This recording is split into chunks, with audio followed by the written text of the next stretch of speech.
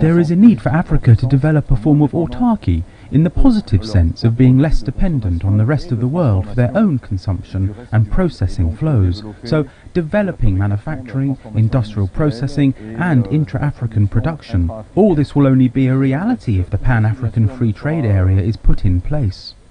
Perhaps their sluggish attitude towards embracing the policy is because they are at high risk of debt distress, which puts to question on what and how the huge sums of amount of money foreign institutions do grant African states yearly are used for when their educational systems, transport, health and agricultural services are still to match international standards. Nevertheless, many bookmakers insist this would have been a great opportunity for Africa to rise up to the game and prove to the Western world that without them they could survive, but it is rather unfortunate such ambitions will have to wait for another generation. The Ukraine-Russia crisis should serve as an eye-opener to African states to return to their drawing board and correct the mistakes of yesterday, without which the same song of food insecurity shall linger for decades as Russia, US of A and France scramble for potential allies in the African continent.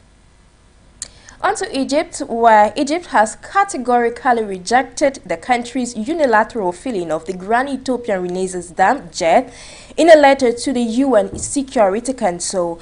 According to the country's Foreign Minister Shugri Sameh, Egyptian states will not tolerate any violations of rights of water security, as we tell us Moni Manu. Egyptian Foreign Minister Sameh Shoukry submitted a letter to the President of the United Nations Security Council on Friday to register Egypt's categorical rejection of Ethiopia's continuation of filling the Mega Nile Dam unilaterally without an agreement with Egypt and Sudan on the dam's filling and operation. The letter stressed that this is a clear violation of the 2015 Declaration of Principles Agreement and a serious violation of the applicable rules of international law, which obliges Ethiopia as an upstream country not to harm the rights of downstream countries. The spokesman of the Egyptian Ministry of Foreign Affairs stated that Egypt had received a letter from the Ethiopian side on July 26, stating that Ethiopia will continue to fill the Nile Dam reservoir during the current flood season, a measure that Egypt rejects and considers contrary to the obligations imposed by the international law on Ethiopia. The foreign minister pointed out that Egypt has sought during the negotiations that have taken place over the past years to reach a fair and equitable agreement on the Grand Ethiopian Renaissance Dam. But Ethiopia has failed all efforts and endeavors that have been made to resolve this crisis. The Egyptian foreign minister stressed that while Egypt adheres to the need to reach an agreement on the JED that meets the common interests of the three countries, the Egyptian state will not tolerate any violation of its rights or water security or any threat to the capabilities of the Egyptian people, for whom the Nile River is the only lifeline. That was it for the first segment of these bilingual Meet the Newscast over For You Television with Minjix Nabise. Over to you, Ngale Boukeya, with the news in the French language. Merci Jix Nabissé pour cette première partie en langue anglaise. Démarrons justement cette première partie en langue française en parlant du gouvernement malien de transition qui condamne les propos d'Emmanuel Macron, le président français, sur la présence supposée du groupe privé de sécurité russe sur son sol. Le dirigeant français avait jugé, je cite, inefficaces les résultats dans la lutte contre le terrorisme au Mali. Écoutons à cet effet le porte-parole du gouvernement, le colonel Abdoulaye Maïgas, dans un extrait sélectionné pour vous. Le gouvernement de la transition a appris avec une profonde indignation des propos tenus par le président de la République française, Emmanuel Macron, lors de sa tournée en Guinée-Bissau le 28 juillet 2022. En effet, au cours de sa conférence de presse, le chef de l'État français a réitéré des accusations erronées en affirmant que les autorités maliennes entretiennent des relations avec un groupe paramilitaire sans jamais apporter de preuves, malgré les démentis des autorités de la transition. Pire, dans ses propos, il a évoqué l'exercice de la violence par les autorités maliennes, ciblant une ethnie spécifique de notre nation. Le gouvernement de la transition condamne avec la dernière rigueur ces propos haineux diffamatoire du président français et prend à témoin l'opinion nationale et internationale sur ces accusations graves qui sont de nature à susciter la haine ethnique et à porter atteinte au vivre ensemble, à la cohésion ainsi qu'à l'harmonie entre les Maliens.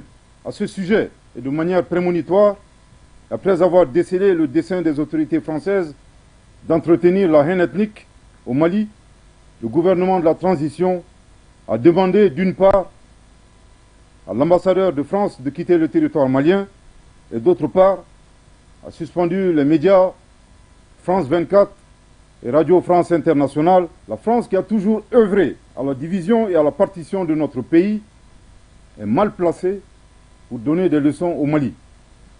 Le gouvernement de la transition exige du président Macron d'abandonner définitivement sa posture néocoloniale, paternaliste et condescendante pour comprendre que nul ne peut aimer le Mali mieux que les Maliens eux-mêmes. Au moment où l'Afrique prend son destin en main, plusieurs visites sont donc effectuées pour renégocier les accords entre les puissances occidentales et les leaders africains. Après Emmanuel Macron et Sergey Lavrov, c'est au tour du secrétaire américain Anthony Blinken. Ce dernier est annoncé pour le 7, le 8 et le 9 août pour une visite en RDC, au Rwanda et en Afrique du Sud. C'est ce que nous dit Koumabité dans ce reportage. 3 ans et demi après l'arrivée au pouvoir de Félix Tshisekedi, et alors que ce dernier a considérablement resserré les liens entre la République démocratique du Congo et les États-Unis, pour la première fois, l'émissaire américain foulera ses pieds à Kinshasa. Une visite qui intervient au moment où Sergey Lavrov, ministre russe des Affaires étrangères, a également mené une opération de séduction sur le continent africain. Sans oublier la tournée de 4 jours d'Emmanuel Macron. Au moment où l'Afrique décide de prendre son destin en main, c'est plutôt une multitude de visites qui se succèdent, les convoitises qui se multiplient et les accords de partenariat qui se renégocient. Une preuve marquante que l'Afrique sort progressivement du joug de la colonisation. Il faut dire aujourd'hui que la bataille de positionnement devient de plus en plus rude entre ces pays occidentaux. Pour cette visite au Rwanda, plusieurs raisons sont évoquées, notamment la répression de la liberté d'expression et de l'opposition au Rwanda, le harcèlement et les attaques contre les dissidents rwandais réfugiés à l'étranger. Une violation des droits de l'homme que Washington condamne. Serait-il nécessaire de parler des droits de l'homme en Afrique lorsqu'on sait que l'Occident elle-même fait face à de nombreux tares sociaux? Comment chercher à résoudre les problèmes en Afrique alors que ces mêmes problèmes sont exposés dans leur pays? En tout cas, l'Afrique est debout et ne compte pas lâcher prise d'ici tôt. Parlons à présent des enjeux de la participation d'Emmanuel Macron à un sommet de la CEDEAO. L'annonce a été faite le 28 juillet 2022 à Bissau lors de la conférence de presse conjointe entre le président Umaro Sissoko Embalo et le président Macron. Sur invitation justement du président de la Guinée-Bissau, Emmanuel Macron a manifesté l'intérêt et s'est dit prêt à y participer. Écoutons plutôt ce reportage.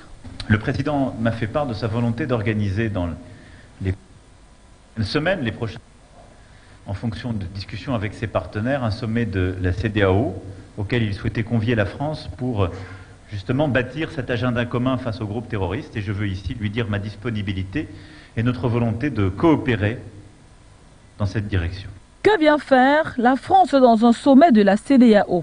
Ou mieux encore, quels sont les enjeux de la participation du pays d'Emmanuel Macron dans un sommet qui ne devrait regrouper que les pays membres de la communauté économique des États de l'Afrique de l'Ouest? L'aspect sécuritaire est évoqué par le président français. Nous avons longuement évoqué le risque de déstabilisation que la situation au Sahel fait peser sur l'ensemble de la région de l'Afrique de l'Ouest.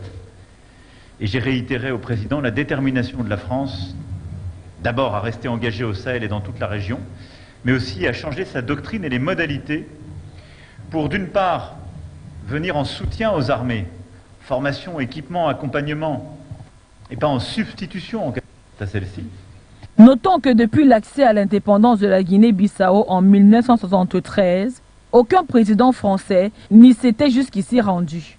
Pourquoi l'intérêt soudain de la France de s'y rendre? Est-ce dans le but de piloter l'organisation sous-régionale en sous-marin, comme s'est également interrogé un journaliste de l'agence France Presse, présent lors de la conférence de presse?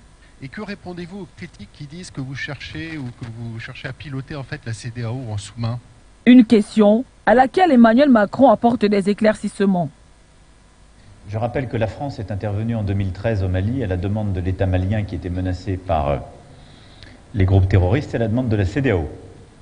Et donc nous avons toujours respecté la position de cette organisation régionale extrêmement importante et j'ai toujours considéré que notre rôle était de venir en soutien des décisions qu'elle prend et en cohérence avec celle-ci. Du côté du Burundi, le chef de l'État Évariste Ndayishimiye met de l'ordre au sein de la magistrature. Les mauvais élèves sont purement et simplement punis. À titre d'illustration, 35 magistrats ont donc été revoqués le vendredi 29 juillet à l'issue de la réunion du Conseil supérieur de la magistrature. Écoutons tour à tour le président burundais et le juge du tribunal de grande instance de Rumonge qui s'expriment à ce sujet. Partout où je vais, je reçois plus de 1000 plaintes par jour. Et elles sont fondées. Laissez-moi pleurer à leur place, car vous n'aurez jamais une assemblée générale de 12 millions de Burundais. Mais ils sont opprimés par moins de 10 000 personnes. Les investisseurs étrangers ne viennent plus au Burundi. Non, ils n'ont pas d'endroit pour se plaindre. Le magistrat d'aujourd'hui travaille avec des Burundais rusés.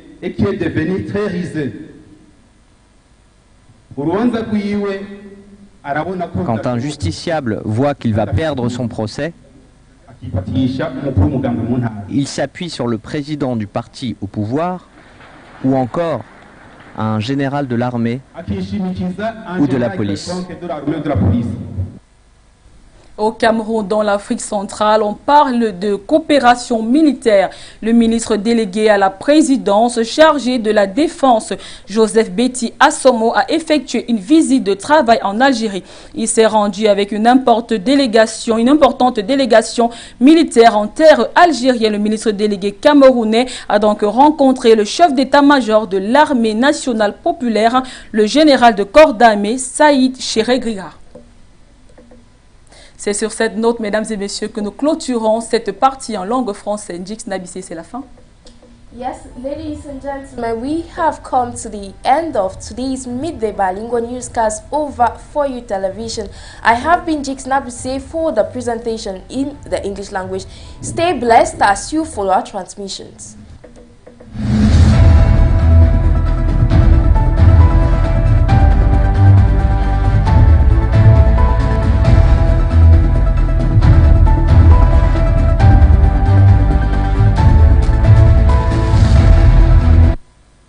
Votre chaîne de télévision